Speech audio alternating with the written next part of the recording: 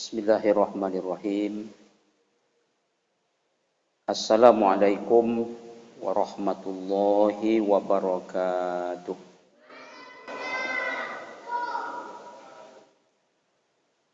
Alhamdulillah wassalatu wassalamu ala Rasulillah. La haula wala quwata illa billah. Ashhadu an la ilaha illallah wahdahu la syarikalah wa ashhadu anna Muhammadan abduhu wa rasuluh la nabiyya ba'dah. Rabbi shrah li sadri wa yassir li amri wahlul 'uqdatam min lisani yafqahu qawli. Qala Allah Ta'ala fil Qur'anil Karim, A'udzu billahi minasy syaithanir rajim. Ya ayyuhalladzina amanu taqullaha haqqa tuqatih wa la tamutunna illa wa antum muslimun. Shadaqallahul azim. Yang kita muliakan dan semoga dimuliakan oleh Allah Ta'ala, Bapak Ketua bersama seluruh pengurus Masjid Paripurna Darul Aman, Imam Masjid Paripurna Darul Aman, bersama seluruh jamaah kaum muslimin, kaum muslimat, rahimakumullah. Mari kita bersyukur kepada Allah Ta'ala. Kita ucapkan alhamdulillahirabbil alamin. Kita masih diberi oleh Allah Ta'ala banyak nikmat sehingga tak terhitung jumlahnya oleh kita. Khusus pada kesempatan ini, nikmat kembali bertemunya kita di tempat mulia, yaitu di masjid, di majlis mulia, majlis ilmu, di bulan mulia, bulan Ramadan. Semoga pertemuan ini berlanjut nanti sampai ke tempat mulia di akhirat sana, yaitu surga dan segala kenikmatan yang ada di dalamnya. Amin ya rabbal alamin. Kita perbanyak pula salawat dan salam. Kita mohonkan kepada Allah Ta'ala semoga selalu dicurah limpahkan kepada Nabi tercinta Muhammad sallallahu alaihi wasallam. Kita ucapkan Allahumma salli ala Sayyidina Muhammad wa ala ali Sayyidina Muhammad dengan sering bersolawat. Semoga syafaatnya dengan izin Allah Ta'ala kita dapatkan di hari kiamat nanti. Amin ya rabbal alamin. Jemaah, tamu-tamu Allah yang saya muliakan, pada kesempatan singkat dan insya Allah berlimpah barakah kali ini, kita masih membahas hadis yang diriwayatkan oleh Imam Muslim dari Abu Ruqayyah Tamim bin Aus Ad-Dari. Hadis ini ada dalam kitab Arba'in An-Nawawi nomor urut ke-7. Pada pertemuan yang telah lalu, kita telah bahas bahwa agama ini adalah nasihat, yaitu dalam rangka kita mentaati Allah, kemudian mengamalkan kitab, kemudian taat kepada Rasulullah sallallahu alaihi wasallam. Dan ini sudah kita bahas pada pertemuan yang telah lalu. Maka sekarang kita akan membahas yaitu tentang wali a'immatil muslimin. Agama ini juga adalah nasihat bagaimana supaya kita mentaati pemimpin atau penguasa. Dalam Al-Quran Allah Subhanahu wa Ta'ala berfirman, A'udzubillahi minasyaitonirrajim. Ya ayyuhalladzina amanu atiiqullaha wa atiiqur rasul wa ulil amri minkum. Wahai orang beriman, kamu mesti mentaati Allah dan mentaati Rasul dan mentaati pemimpin kamu. Jadi dalam ayat ini kita disuruh oleh Allah untuk mentaati pemimpin. Dengan catatan selama pemimpin itu mentaati Allah dan mentaati Rasulnya. Maka kita bantu dia dalam menegakkan kebenaran. Kita tolong dia dalam menegakkan keadilan. Kita tidak boleh menghinanya. Kita tidak boleh memberontak kepadanya. Kita tak boleh benci kepadanya. Selama pemimpin itu taat kepada Allah dan Rasul. Tapi apabila nyata-nyatanya pemimpin itu berseberangan dengan Allah dan Rasul, maka tidak ada ketaatan kepada pemimpin yang seperti itu. Namun kita tetap tidak boleh memberontak, tetapi memberitahu dengan cara yang sangat hikmah. Jangan memberi malu dia, jangan menjatuhkan dia. Begitu sebenarnya diajarkan di dalam agama kita. Tapi bagaimana agar itu semua terwujud? Mau tak mau, pemimpin harus tahu diri kalau dia adalah seorang pemimpin. Bagaimana caranya? Berharap kita kepada pemimpin hari ini untuk belajar kepada pemimpin-pemimpin masa lalu. Siapa kita tak kenal dengan Umar bin Abdul Aziz? Umar bin Abdul Aziz. Beliau ini disebut juga dengan khalifah nomor urut kelima. Beliau ini adalah cicit daripada Umar bin Khattab radhiyallahu an. Umar bin Abdul Aziz ini lahir tahun 60 Hijrah. Wafat tahun 101 Hijrah. Umurnya kurang lebih 40 tahun saja. Dia memimpin ketika berumur kurang lebih 37 tahun. Masa kepemimpinan Umar bin Abdul Aziz itu cuma 2 tahun 5 bulan. Dalam kurung 29 bulan. Tak sampai 3 tahun. Kemudian, luas daerah yang dipimpin oleh Umar bin Abdul Aziz dalam masa 2 tahun lebih 5 bulan itu 8 kali lebih besar Indonesia. Tetapi Masya Allah, keberhasilannya luar biasa. Apa indikasinya? Saat itu susah mencari orang susah. Karena orang pada makmur semua. Sehingga kalau bayar zakat, entah kemana zakat itu nak diarahkan. Apa sebab? Karena yang banyak ketika itu muzaki, bukan mustahik.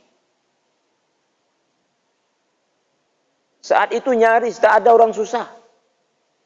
Kalaupun ada orang tua yang sakit-sakitan, itu ditanggung semua oleh negara dengan biaya gratis. Tak ada yang tidak sekolah waktu itu. Umar bin Abdul Aziz, beliau itu dilantik menjadi khalifah hari Jumat. Meneruskan kekhalifahan Sulaiman bin Abdul Malik. Awalnya Sulaiman bin Abdul Malik ini ingin menunjuk anaknya. Tapi dia minta saran kepada seorang ulama bernama Raja' bin Haywah. Lalu apa kata Raja' bin Haywah? Wahai Sulaiman bin Abdul Malik, sangat bagus kalau engkau tunjuk menggantikanmu adalah Umar bin Abdul Aziz. Alhamdulillah, diterima saran itu oleh Sulaiman bin Abdul Malik. Singkat cerita, setelah Jumat dia dilantik.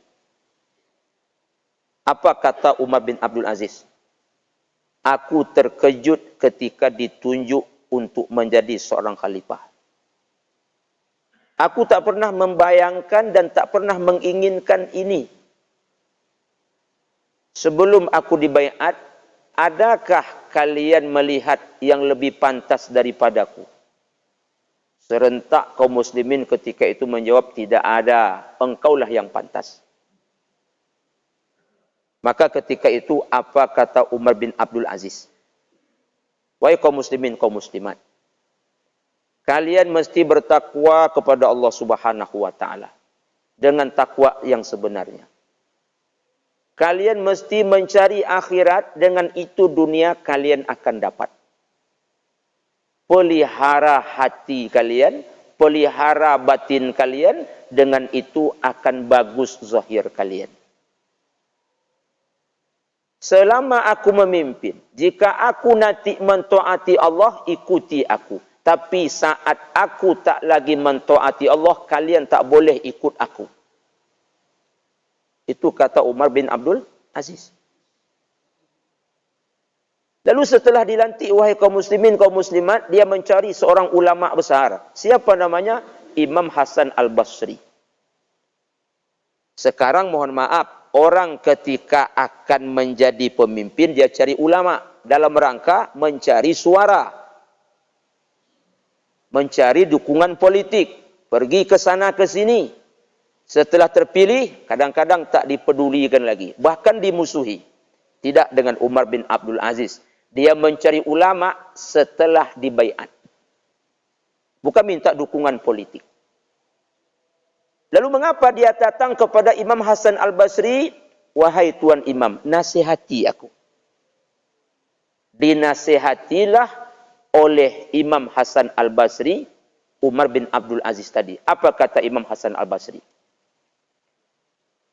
Wahai Umar, engkau dalam memimpin ini adalah tujuannya menegakkan keadilan, menegakkan kebenaran. Yang lemah kau kuatkan, yang jahat engkau didik, yang terzolimi engkau tolong. Engkau ketika nanti menjadi pemimpin, menjadilah seperti seorang ayah kepada anak-anaknya. Bagaimana ayah kepada anaknya? Melindungi anaknya. Ayah sangat bertanggung jawab kepada anak-anaknya. Dia menjadi terdepan, menjadi tembok paling kokoh dalam rangka menjaga anak-anaknya. Kau mesti nanti seperti itu. Kemudian wahai Umar, menjadi pemimpin juga seperti seorang ibu kepada anak-anaknya. Bagaimana seorang ibu? Sayang kepada anaknya. Seperti seorang ibu saat hamil, begitu kau jadi pemimpin. Seperti seorang ibu ketika melahirkan, begitulah kau jadi pemimpin. Seperti seorang ibu ketika menyusui anaknya, begitulah kau jadi pemimpin. Engkau rela tak tidur demi anakmu tidur. Allahu Akbar. Dan ingat wahai Umar, kau mesti jaga hati baik-baik. Karena hati itu sumber segalanya. Kaum muslimin, kaum muslimat, tamu-tamu Allah yang saya muliakan. Dilantik setelah Jumat. Asar masuk, perubahan sudah ada. Berarti dari Zuhur ke Asar atau dari Jumat ke Asar itu kurang lebih 3 sampai 4 jam, tapi sudah terjadi perubahan.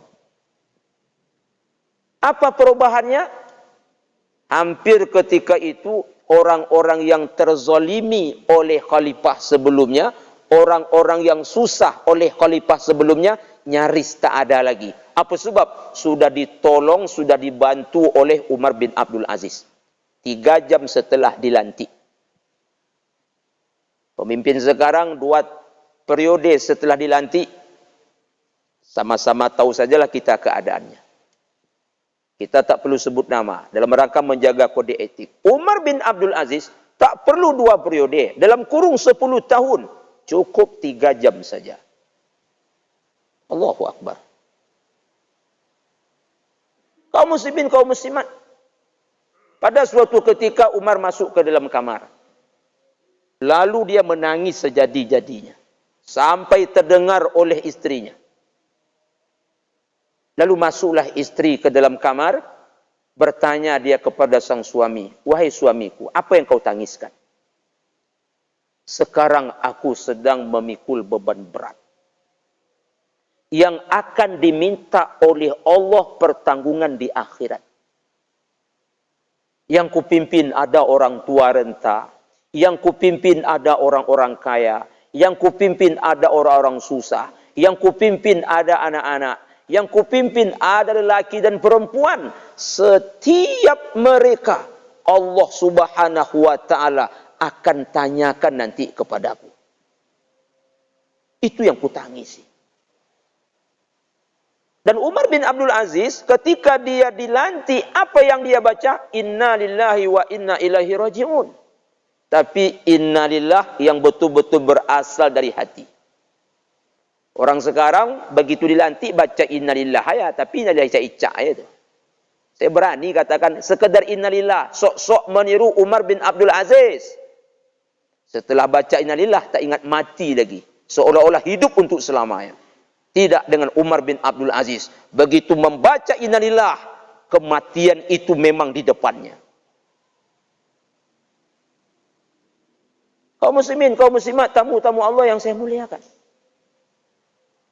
Pada suatu malam, datang seorang sang delegasi. Maka dia mengetuk pintu rumah Umar bin Abdul Aziz. Dengan singkat cerita dipersilahkan masuk. Maka sang delegasi tadi ditanya oleh Umar. Bagaimana keadaan negara sekarang? Sang delegasi melaporkan, Alhamdulillah wahai Tuan Khalifah. Baik-baik dan betul-betul baik. Umar bin Abdul Aziz bertanya, masih adakah orang susah? Tidak ada wahai Tuan Khalifah. Masih adakah orang sakit yang belum dibawa berobat? Tidak ada wahai Tuan Khalifah. Bagaimana harga barang? Sampai-sampai harga barang ditanya satu persatu. Tidak ada yang mahal wahai Tuan Khalifah. Setelah bercerita tentang negara, maka bertanyalah sang delegasi tadi kepada Umar bin Abdul Aziz. Apa kabar Tuan Khalifah, kabar istri dan anak-anak? Mendengar pertanyaan seperti itu, maka Umar bin Abdul Aziz memadamkan lilin yang menerangi dia dan sang delegasi. Setelah lilin padam, dia pergi ke belakang, mengambil lilin yang lain. Setelah itu lilin dinyalakan. Apa kata Umar bin Abdul Aziz? Ulangi pertanyaanmu yang tadi. Apa kabar Tuan Khalifah? Apa kabar istri dan anak-anak? Umar bin Abdul Aziz menjawab, Alhamdulillah, kami sekeluarga sehat walafiat. Cerita pun berakhir, sang delegasi pun pulang. Sampai ke halaman rumah Umar bin Abdul Aziz, penasaran sang delegasi. Apa yang membuat dia penasaran? Tadi Umar menukar lilin. Dia minta izin supaya bisa masuk, maka dibuka pintu oleh Umar, sang delegasi tadi masuk. Apa katanya? Wahai Tuan Khalifah, ada satu yang membuat aku penasaran. Aku ingin mengetahui supaya penasaran itu berakhir. Begini wahai Tuan Khalifah. Tadi Tuan Khalifah menukar lilin. Ada gerangan apa? Maka apa kata Umar bin Abdul Aziz? Lilin yang kita pakai bercerita tadi, itu lilin punya rakyat. Itu lilin negara. Maka lilin rakyat, lilin negara hanya pantas menerangi orang yang bercerita tentang rakyat dan negara. Sementara tadi engkau bertanya bagaimana kabarku, kabar istri dan anak-anakku. Itu bukan lagi urusan negara, tapi itu urusan keluarga. Haram bagiku memakai lilin negara, maka kutukar dengan lilin keluarga untuk menjawab pertanyaanmu. Allahu Akbar. Maka jangan heran, 8 kali lebih besar daripada Indonesia cukup bagi seorang Umar bin Abdul Aziz membuat rakyatnya makmur, nyaris tak ada orang miskin dalam waktu 2 tahun 5 bulan saja. Itu semua tak terlepas daripada ketakwaan kepada Allah Subhanahu wa taala. Allah sudah berjanji, walau anna ahlal qura amanu wattaqau la fatahna alaihim barakatim minas samai wal ardh.